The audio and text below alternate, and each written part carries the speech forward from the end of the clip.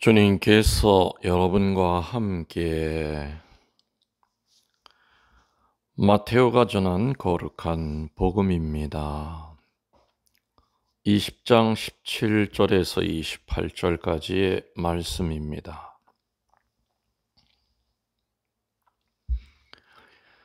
예수님께서 예루살렘으로 올라가실 때 12제자를 따로 데리고 길을 가시면서 그들에게 이르셨다. 보다시피 우리는 예루살렘으로 올라가고 있다. 거기에서 사람의 아들은 수석 사제들과 율법학자들에게 넘겨질 것이다. 그러면 그들은 사람의 아들에게 사형을 선고하고 그를 다른 민족 사람들에게 넘겨 조롱하고 채찍질하고 나서 십자가에 못 박게 할 것이다. 그러나 사람의 아들은 사흘날에 되살아날 것이다. 그때 제베데오의 두 아들의 어머니가 그 아들들과 함께 예수님께 다가와 엎드려 절하고 무엇인가 청하였다. 예수님께서 그 부인에게 무엇을 원하느냐 하고 물으시자 그 부인이 스승님의 나라에서 저의 이 두 아들이 하나는 스승님의 오른쪽에 하나는 왼쪽에 앉을 것이라고 말씀해 주십시오 하고 말하였다. 예수님께서 너희는 너희가 무엇을 청하는지 알지도 못한다. 내가 마시려는 잔을 너희가 마실 수 있느냐 하고 물으셨다. 그들이 할 수 있습니다 하고 대답하자 예수님께서 그들에게 말씀하셨다. 너희는 내 잔을 마실 것이다. 그러나 내 오른쪽과 왼쪽에 앉는 것은 내가 허락할 일이 아니라 내 아버지께서 정하신 이들에게 돌아가는 것이다. 다른 10 제자가 이 말을 듣고 그 두 형제를 불쾌하게 여겼다. 예수님께서는 그들을 가까이 불러 이르셨다. 너희도 알다시피 다른 민족들의 통치자들은 백성 위에 군림하고 고관들은 백성에게 세도를 부린다. 그러나 너희는 그래서는 안 된다. 너희 가운데에서 높은 사람이 되려는 이는 너희를 섬기는 사람이 되어야 한다. 또한 너희 가운데에서 첫째가 되려는 이는 너희의 종이 되어야 한다. 사람의 아들도 섬김을 받으러 온 것이 아니라 섬기러 왔고 또 많은 이들의 몸값으로 자기 목숨을 바치러 왔다. 주님의 말씀입니다. 천미 예수님, 주님의 이름으로 평화를 빕니다. 오늘 한 달 넘었네요. 한 달, 한 4일 만에 머리카락을 자르러 감곡을 다녀왔습니다. 청주에서 국도로 감곡까지 가는 거리가 한 1시간 한 20분 정도 됩니다. 좀 빨리 달려서 그렇죠. 그리고 또 얼마나 한 올 한 올 정성 들여 깎아주시는지 깎는데 보통 1시간 정도가 걸리지요. 그러면은 오늘도 뭐 점심 먹고 길을 나섰는데 한 4시 다 돼서 이렇게 거의 끝납니다.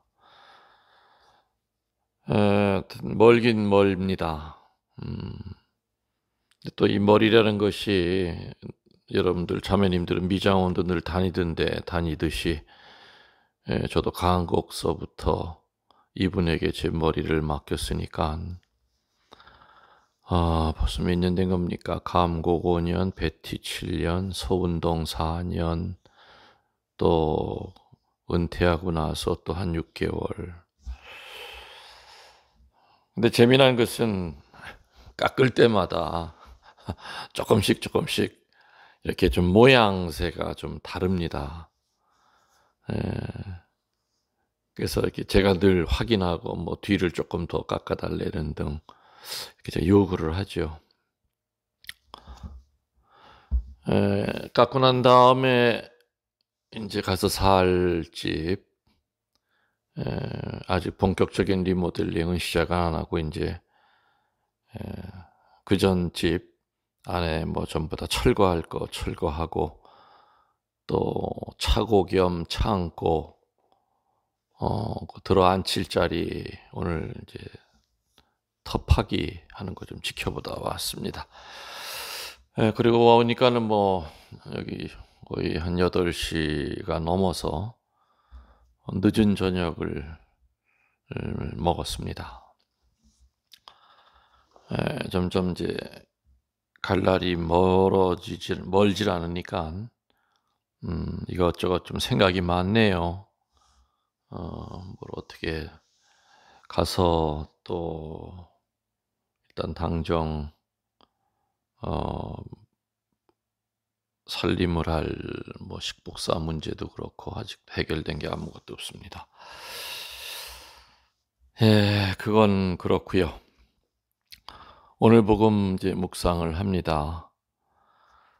오늘 예수님께서 예루살렘으로 올라가시면서 12 제자들에게 이르십니다. 뭘 이뤘느냐? 당신이 어떻게 해서 십자가형을 당할 것이고 그리고 죽고 난 다음에 며칠 만에 부활할 거라고 하는 얘기를 너무 디테일하게 마치 본 것처럼 이렇게 얘기를 하십니다. 앞으로 당신이 당하실 일을 12 제자들은 무슨 말인지 이해가 되지 않았죠.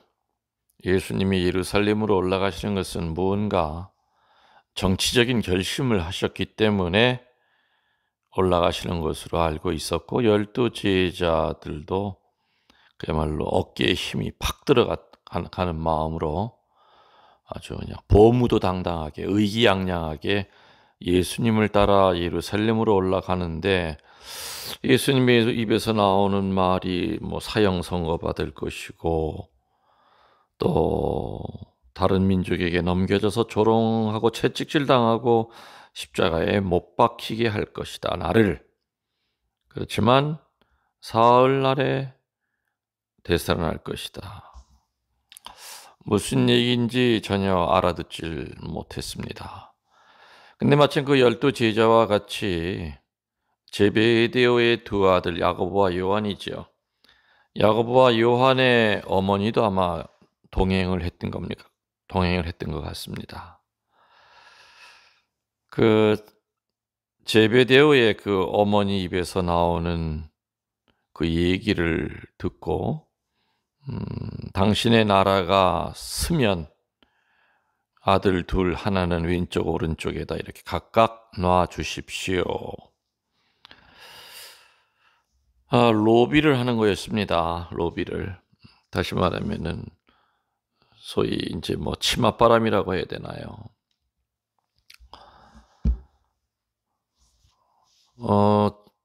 글쎄요. 지금도 치맛바람이라는 게 있는지 모르겠습니다만은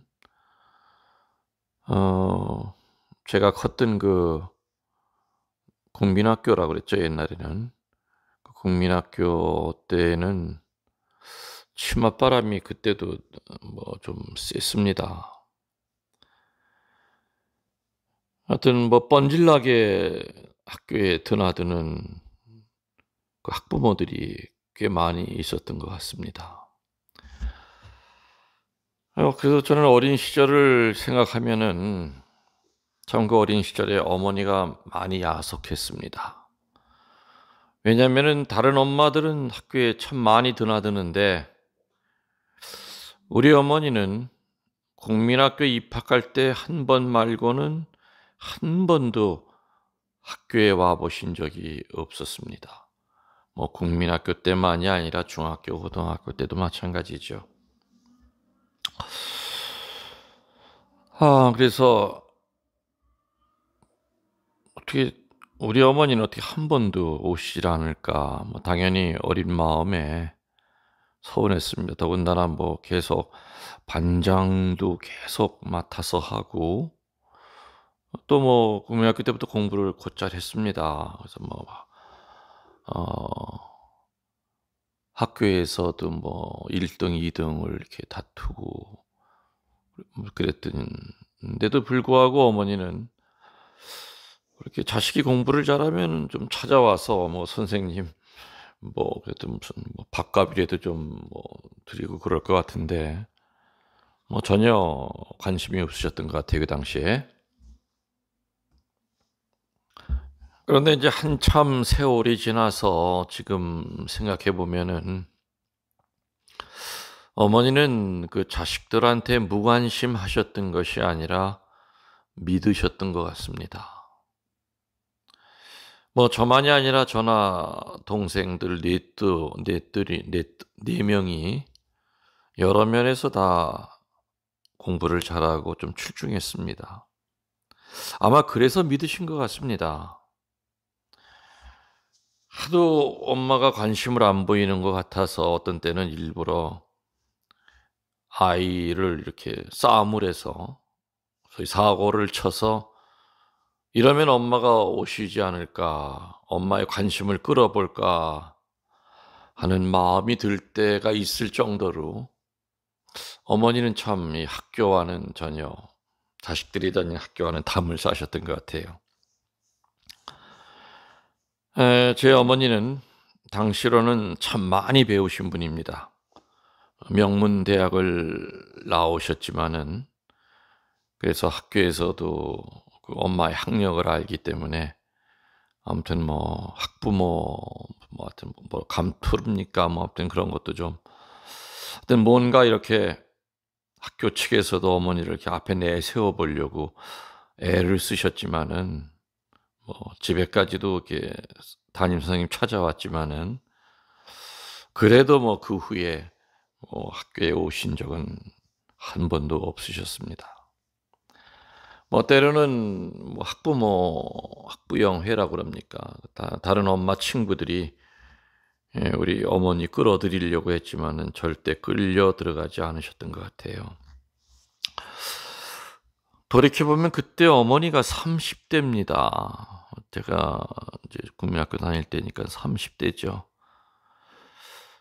그 30 대가 뭐 할까? 30 대였던 젊은 엄마인데 그 30 대의 젊은 엄마가 어떻게 그런 분별을 하고 중심을 잡고 사셨는지 참 신기합니다, 되돌아보면.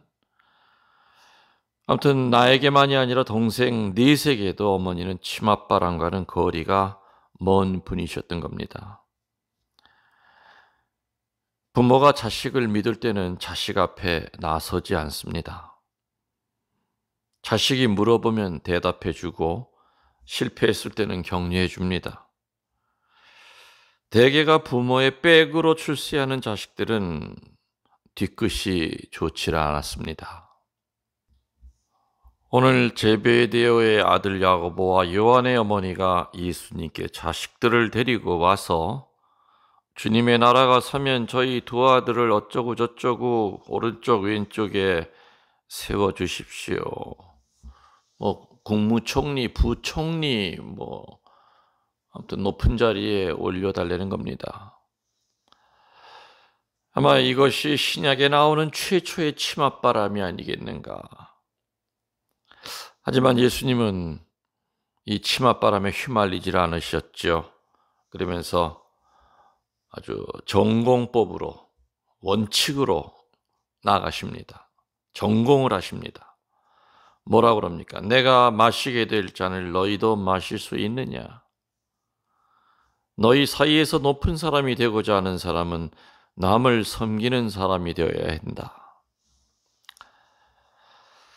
예수님에게 치맛바람 일으키면서 아들 출세시켜 보려 했던 이 여인의 이름은 살로메였습니다.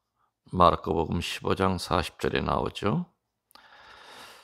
이 야고보와 요한의 어머니 이 살로메가 생각하는 예수님의 왕국은 바로 세계를 지배하고 유대인들을 해방시키는 그런 왕국이었습니다.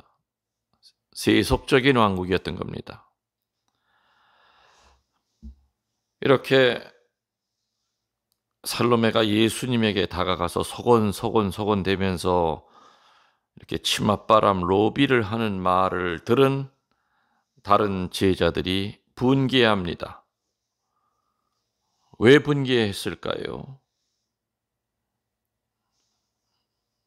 그 여인이 예수님에게 자꾸만 이렇게 부담 주는 거 예수님이 안쓰러웠을까요? 아니죠. 자기가 하고 싶은 말을 먼저 했기 때문입니다. 한마디로 시기 질투지요. 시기 질투입니다.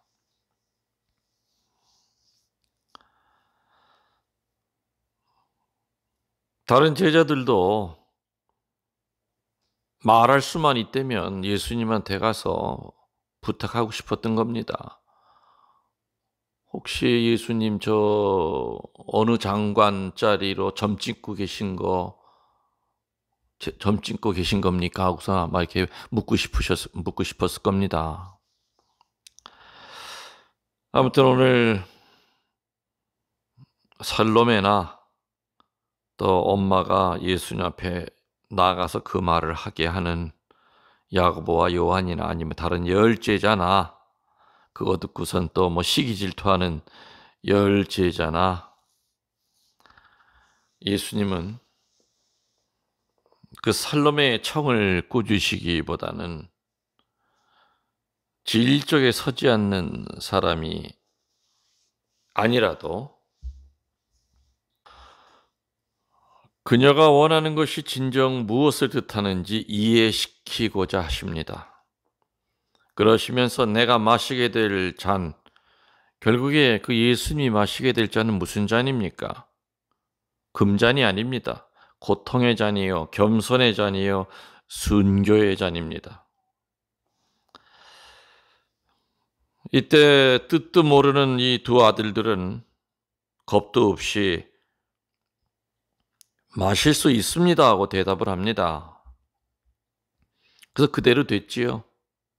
훗날 야고보는 12사도 가운데서 첫 번째 순교자가 되고요. 요한은 육신의 순교는 안 했어도 요한복음 서간 1, 2, 3 묵시록을 기록하면서 104살에 이르도록 장수하면서 초대교회의 쓰라린 고난의 역사를 몸과 마음으로 모두 당하며 치르신 그런 사도였습니다. 한마디로 좋은 시절에 살다 가신 분이 아니었던 겁니다. 로마 사람들의 그 동전을 보면은요, 황소 그림이 그려져 있는데 그 황소는 제단과 쟁기를 마주대하고 있습니다. 두 가지를 준비하고 있어라 그 뜻입니다. 즉 황소는 제단에서 희생 제물이 되는 숭고한 순간이 있는가 하면은 동시에 논과 밭에서 오랜 세월 동안 경작을 해야 하듯이 이처럼 사람도 두 가지 사명을 위해 준비하고 있으라고 하는 이 철학적인 표현이 로마인들의 동전에 있었던 겁니다. 마찬가지로 그리스도께서 우리에게 주시는 잔도 마찬가지입니다. 그리스도를 따르기 위해서 우리가 마셔야 할 고난의 잔으로 순교의 순간을 준비해야 하고, 그리고 그 순교는 목이 잘리는 순교가 아니라 매일매일의 순교입니다. 저는 늘 교우들에게 얘기합니다. 순교의 시작이 뭔 줄 압니까? 화내는 거 참는 겁니다. 화내는 것도 참지 못하면서 무슨 다른 순교를 하겠습니까? 성질 부릴 때 그 성질을 참을 수만 있다면 그것도 얼마나 큰 순교인지 모릅니다. 분노할 때 참는 거, 또 뭐 여러 가지 교만할 때 참는 거, 자기의 그 악습을 이겨내는 게 바로 순교입니다. 이렇게 매일매일의 어떤 영적인 순교 훈련을 통해서 나중에 목이 잘리는 그 순교의 순간이 오더라도 우리는 담대하게 목숨을 하느님에게 바칠 수 있는 겁니다. 한마디로 매일매일 영적인 순교를 통해서 열매 맺는 삶을 성실히 살아야 된다는 얘기입니다. 여러분들, 세상에서 으뜸이라고 또 위대한 사람이라고 여기는 그런 사람들의 그 기준이 뭐겠습니까? 타인을 지배하는 것, 명령 한마디로 손가락 하나로 다른 사람들을 마음대로 움직일 수 있게 하는 힘? 그런 겁니까? 오늘 복음의 후반부에 예수님이 제시하시는 위대한 사람의 그 기준은, 또 하늘나라에서 으뜸이라고 하는 사람의 그 기준은 바로 봉사하는 사람입니다. 섬김을 받는 자가 아니라 섬기는 자들입니다. 여러분들 귀에 못이 박히도록 저희가 크리스찬의 영성은 바보로부터 시작이 돼야 되고, 걸레로부터 시작이 돼야 되고, 연탄불로부터 시작이 돼야 된다는 얘기를 참 많이도 제가 피정 때라든지 강론 때 했습니다. 섬김을 받는 자가 아니라 섬기는 자들이다. 그게 바로 위대한 자다. 여러분들 그 장작 팬다고 그러죠. 장작 팰 때도 보면 상황이 좀 다 다릅니다. 첫 번째는 주인의 그 매에 못 이겨서 억지로 장작을 팬다면 그건 노예입니다. 그리고 두 번째로는 품삯을 받고 장작을 팬다면 그건 노동이 됩니다. 세 번째로 운동 삼아 장작을 팬다면 말 그대로 운동입니다. 근데 마지막으로 혼자 사는 독거노인을 도와서 헌신적으로 춥지 않게끔 장작을 패서 쌓아 주었다면은 그게 바로 봉사고 이웃을 사랑하는 행위가 될 겁니다. 옆에서 볼 때는 다 같이 장작을 패더라도 어떤 마음과 어떠한 각오를 가지고 장작을 패느냐, 어떤 지향을 가지고 패느냐에 따라서 봉사가 될 수도 있고, 운동이 될 수 있고, 돈 받으려고 하는 노동이 될 수도 있고, 아니면 매 맞을까 봐 억지로 패는 노예 근성이 될 수도 있다는 겁니다. 이 봉사는 분명 아무나 할 수 있는 건 아닙니다. 어른이 된 사람만 봉사할 수 있습니다. 다른 말로 성숙한 사람만이 봉사할 수 있습니다. 여러분들 가정에서 어린이들에게 누가 봉사합니까? 부모입니다. 그 부모가 아이보다 힘이 없고 부족해서 어린이를 섬기는 게 아닙니다. 예수님이 왜 우리 발을 씻어 주셨습니까? 예수님이 우리보다 못하고 우리의 종이기 때문에 발을 씻어 주신 것이 아닙니다. 성숙한 사람만이 참다운 봉사를 할 수 있는 겁니다. 이렇게 생각하시면 됩니다. 봉사는 하고 싶은데 아직도 내 마음에는 봉사 받고 싶지 봉사하고 싶은 마음은 없다. 섬김을 받고 싶지 누군가를 섬기는 건 나한테 내 적성에 안 맞는다. 이런 마음이 여러분들한테 가득 차 있고, 또 그거로 인하여 아직 제대로 된 봉사 한번 해보지 못하고 늘 마음속은 대접만 받으려고 하고 섬김만 받으려고 하는 그 마음이 여러분을 지배하고 있다면, 여러분의 연세가 아무리 많으셔도, 세례받은 지 아무리 오래됐다 하더라도 절대 성숙한 신앙인도 아니요 성숙한 사람도 아닐 겁니다. 오늘 복음은 예수님께서 섬기는 사람이 섬김을 받을 것이라는 얘기로 끝을 내십니다.